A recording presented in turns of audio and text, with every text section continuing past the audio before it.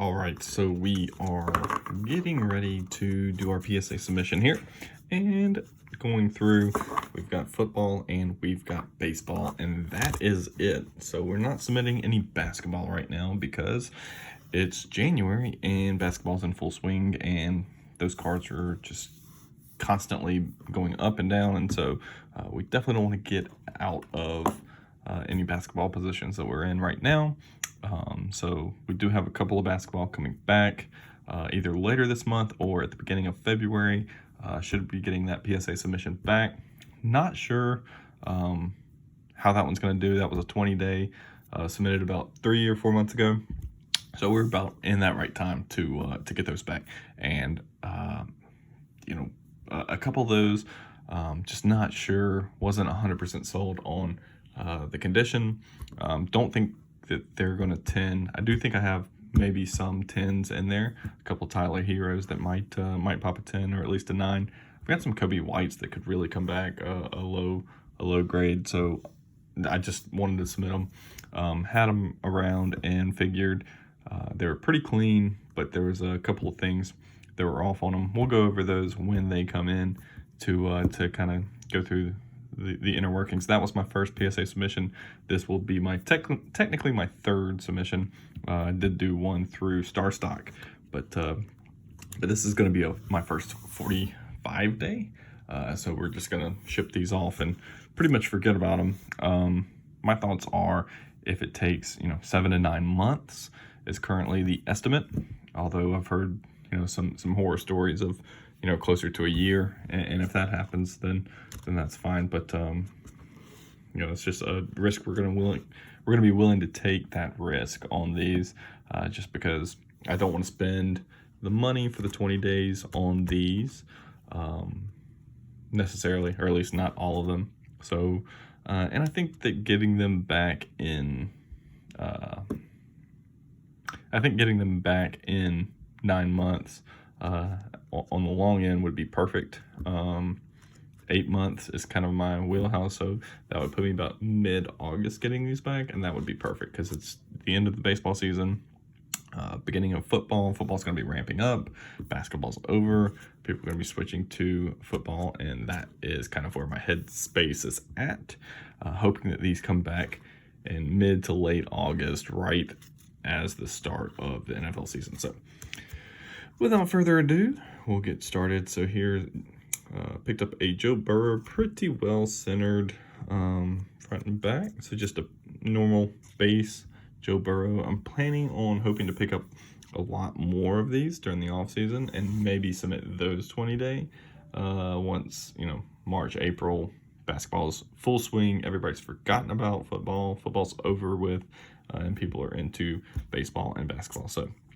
But did want to get one at least off to PSA, and then if they don't drop any more in prices, that's fine too.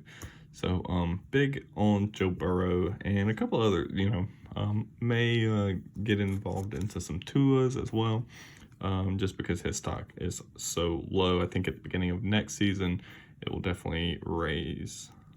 So here's a CD Lamb, just a base mosaic. Again, this is the reason why I'm not wanting to 20-day these, just because the cost on these is going to be, negligible. I think I can make my money back at a 20-day or at a 45-day service, even if some of these don't come back 10s, even if they come back 9s, and maybe even if sprinkle in a couple of 8s. But so got 2 of these. Just love the color match on that mosaic with the what do they call that? That orange. I forget what it's called.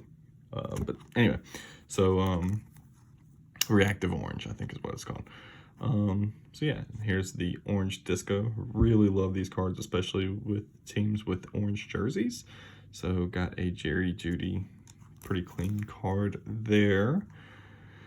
Henry Ruggs the third, just really unsung, fairly cheap card to buy, and so I wanted to get this one off. I think again in late August his stock may rise a little bit. He's in Vegas, interesting market to be involved with there, and so definitely like him, and just Speed Demon second year, I think he'll do really well. So this is Clyde Edwards-Elaire. Really big on him. You know, he's still in playoffs. He could very well win a Super Bowl. The orange disco, and just really like Clyde Edwards-Elaire. Yeah, I mean, that's just simple. I think he's going to be great. I think to start 2021 season, he's going to be hyped up again. And again, he could have a Super Bowl under his belt. Another Clyde. This one is the Orange Prism, and it is numbered. So we got number 152 out of 249. So pretty excited about that one. Just a base mosaic. This one's pretty cool. I thought this was going to be numbered when I bought the card. Bought it on eBay. Looked pretty clean, but it didn't have a picture of the back. And just guessing, it didn't have the fact that it was numbered on the description. It was kind of one of those gambles that even if it's not numbered, it's a good deal. If it's numbered, it's a great deal. It is not, but I still love it with the color match. You know, blue accent with the blue prism. So this is one I pulled out of a prism box, or I think this was actually out of one of the value packs. That's where the red, white, and blue pack comes from as well. So this was the best red, white, and blue card that I got. Cam Akers, I think he's going to be really, you know, he's going to be the workhorse next year. I think he's going to be really highly touted going into next year. And on top of that, he has had just a couple crazy performances to end this year. And again, he's still playing. So, you know, I think they may get knocked out against Green Bay this weekend, but you just never know. Into baseball, so that's going to do it for football. Into baseball, got 3 Brandon Lyles. I just think he's underrated. I think he's, you know, a good player. And the Rays, I'm not sure, getting rid of Benny Snell, and they're not going to hang on to any high price guys that they can get rid of in free agency and free up some cap room. But I do like them. Like Aristides Aquino, this is the X-Fractor. Wanted to submit this with my 20-day last time, but just couldn't pull the trigger on that price point. So now that I'm doing a 20-day, I think he's going to have a bounce back year. I think he's really talented. The Reds could be good. They're fairly young, but I think more long-term than anything. So figured it's worth a shot to throw it in there. You know, if they make it into the postseason, great. It'll be partially because of him, and his stock price will be super high.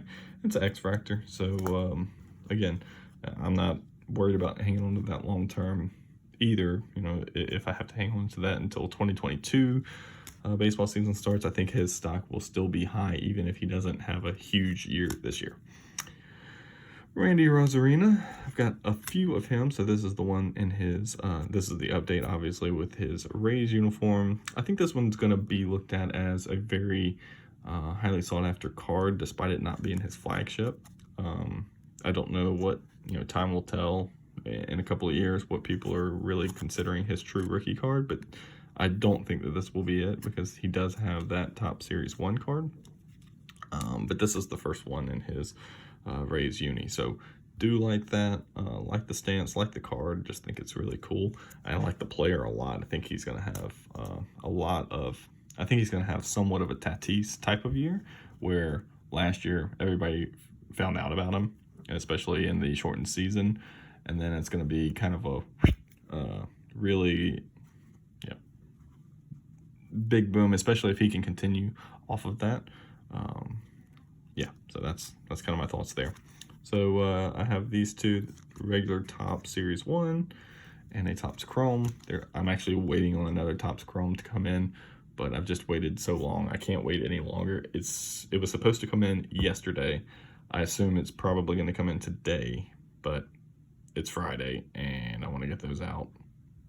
I want to get these out in the mail. I've waited around long enough for it, and I'm just done waiting. If it comes in today, oh well. And last but not least, we have 2 Fernando Tatis Juniors. These I'm just not 100% sold on. One has a little dent above on his jersey. The other one has a dent up here somewhere. So I say dent, like if you hold it against the light, out of the sleeve, out of the top loader. You can see them. I don't know, I don't know if how much that's going to hurt it. And what I've done with these is, because I'm not as knowledgeable as other people, this is again technically my second submission, and I do it through a group submitter. I don't submit them directly to PSA. So what I'm doing this time that I didn't do on the 20-day is I'm submitting these for the grading or for the pre-screening as well. So they'll wipe them, analyze them, see if they're in that person's opinion going to get a 9 or 10. I don't necessarily recommend this for everybody, but since I'm just starting getting into the PSA grading, if somebody sees something that, especially on those Tatis cards, I would really like somebody else's opinion that has graded a lot of cards and can tell me, hey, that's not even going to get a 9. Or, everything else, edges look good, corners look good, centering looks good, just these little small surface imperfections. It could very well pop a 9, maybe even a 10. I don't think they're going to 10, but I don't know if they can 9 or not. So kind of just wanted somebody else's opinion on those. And, that's why I'm doing the screening, and it's, negligible for most of these most of the group submitters that do that. It's a couple dollars per card, like $3 per card. Times 20 cards, it is going to be $60 extra that I'm paying for that. But I think that in the end, it's worth it, because if particularly for these 2 cards, so if they look at these and say, those are not worth grading, they're going to come back a 7 or 8, then that'll save me the $40 in grading fees on those 2, and then same deal on the rest of these. Brandon Lyles, I just kind of really wanted, not necessarily to grade all 3 of them, but just one of those deals where it's like, if you see something in one of them that you don't think is worth grading, then great. Let me know. So that's it. Just kind of trying to hedge my bets here. And I know that, hey, well, you're paying $60 extra. If those 2 cards are the only ones you're worried about, even grading them, that's going to be $40. You're paying $60 extra. The other thing is, I want to, the other thing is I'm trying to get,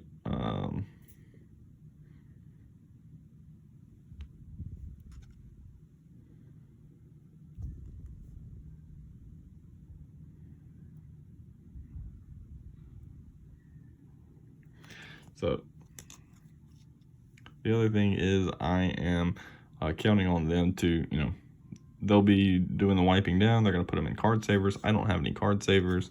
And so it kind of gives an additional benefit of having them, look really good and all that stuff. But in addition to those 2, you have stuff like this, like the rookie card logo on that burrow. You can tell it's a little further down on that. But again, I haven't had enough experience with, grading these cards to determine how big of an issue that is. Is that going to cause it to go to a 9? Is that not a big problem?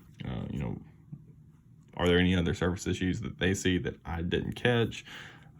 Things like that. And so there was actually another, I had another Henry Ruggs III, same card, Orange Disco, that had some bad surface damage, like right here. And so I planned on submitting that one as well. Not going to do that one.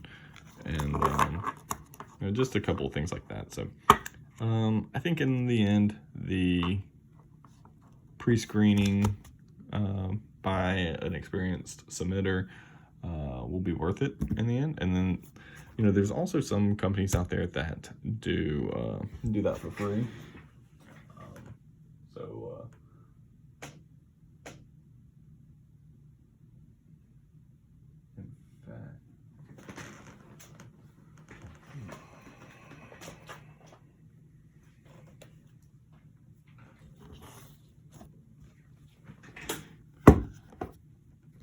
In fact, so here is just a look at what I prepared, and certainly this is not everybody. This is just some of the companies that I was looking at that do the group submission.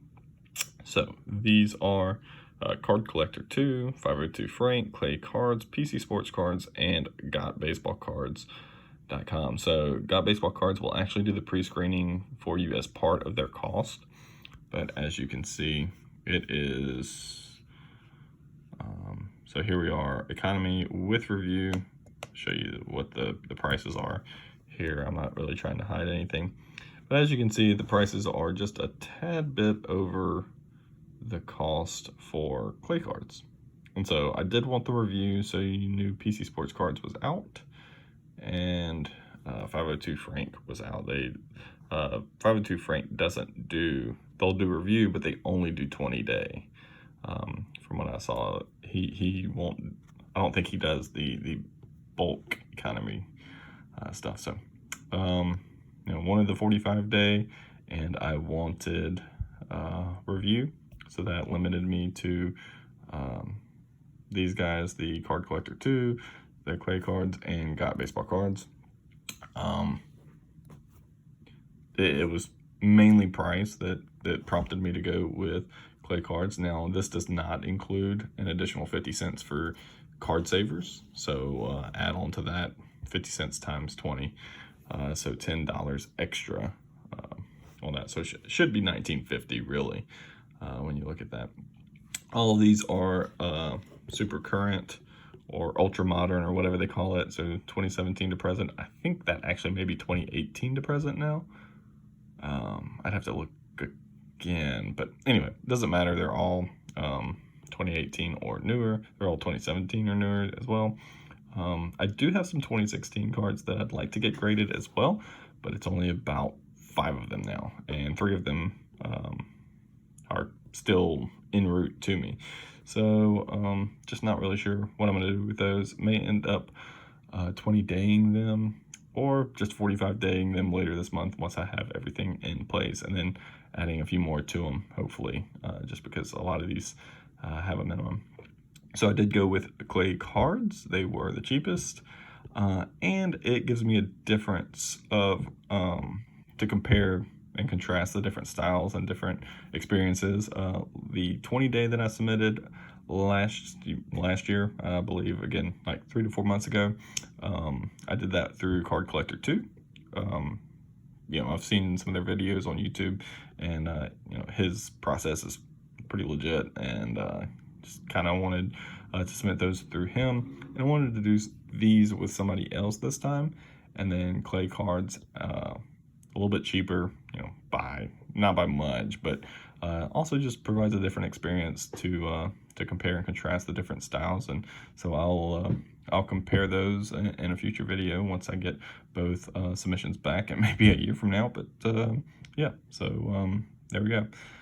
Tried to get this breakdown as much as I could. If anybody else has any group submitters that they use that they think I should add to this, certainly just let me know.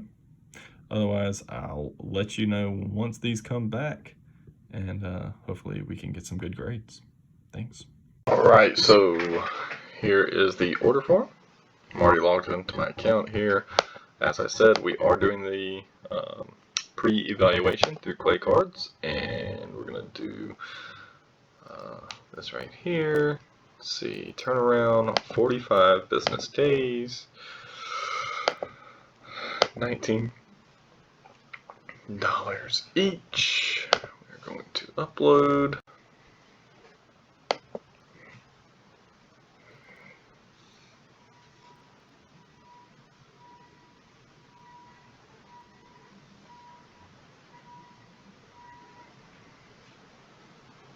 So what I did originally is I actually clicked on this and entered my card information into their Excel spreadsheet. And yeah, so simple enough Excel spreadsheet that they provide so that you can fill that out. And here we go. So I attached that. We have 20 cards.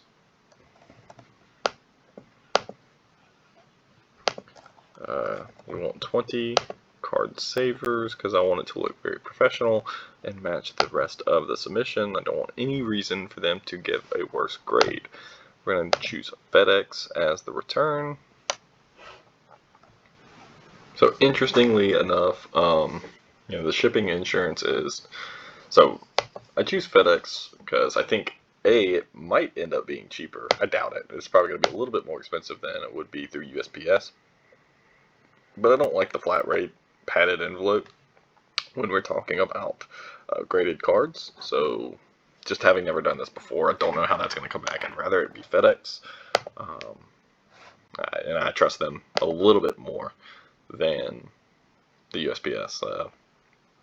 I've had the USPS lose stuff for sure. So return shipping insurance. Yes, it's not incredibly expensive to add this.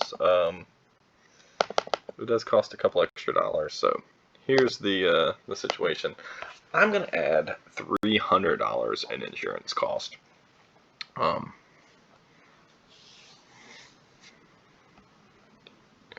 That's probably undercutting it. It's definitely undercutting it. We're gonna bump it up to 400. So it's $398. That covers the amount that I spent on grading, and then it's just a loss of the raw cards.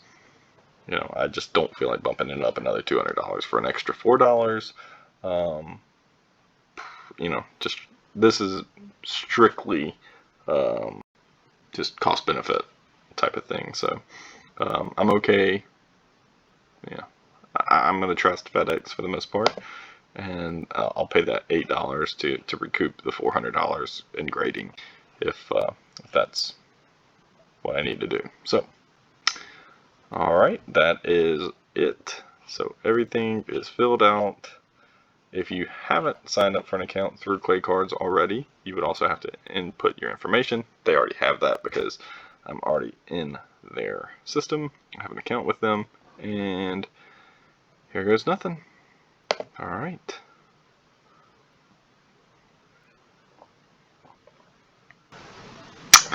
There we have it, guys. We'll print off that confirmation shipping list sheet and send that along with the package of cards to Mr. Clay Cards. All right, so we have everything set up, ready to go. So kind of separated them to give it a little bit more protection here. So we got football cards, baseball cards, and our slip. And we are going to in some bubble wrap here.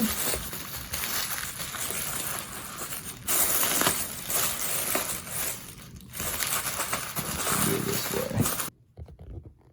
So as you can see, not the most beautiful packaging ever, but definitely will get the job done, and more importantly, it is secure. So we have that ready to go to Clay Cards, and yeah, wish it luck. The one thing that I didn't address on here is the one thing I did before taping them up into the cardboard is I took them out of their top loaders. So this should help help the submitter. When Clay gets the cards, it's a pain in the butt to take them out of top loaders, and reduces the chance of somebody damaging the card while taking them out of the top loader. Obviously, I could too, but I only have 20 to do, and I'm going to be more careful with my cards than perhaps somebody else would that's doing hundreds and hundreds of cards. Not to say that Clay wouldn't. Obviously, I trust him with my cards. That's why I'm submitting them to him. So yeah, that's the situation there, and I think that they prefer it. They definitely don't want the tape over the top loader or over the card saver.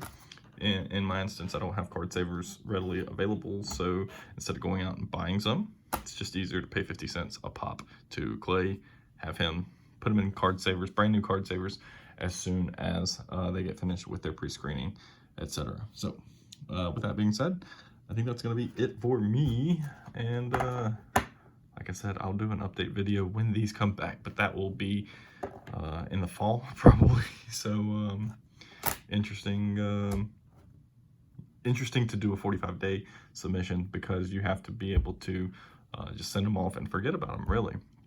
But I think with the PSA submission that will be coming in this month, or at the beginning of next month, from Card Collector 2, I think that will be a good, I think there's 12, if I remember correctly.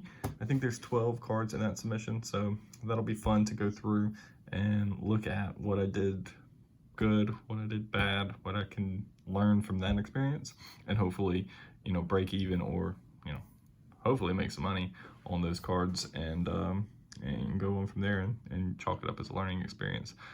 Certainly don't mind submitting to anybody necessarily. I haven't had any bad experiences with anybody yet. Card Collector 2 has been great to submit through, and that's why, you know, I trusted him, and I still trust him. I just wanted to compare and contrast two different services to see, you know, what each one brings to the table as far as people submitting through them.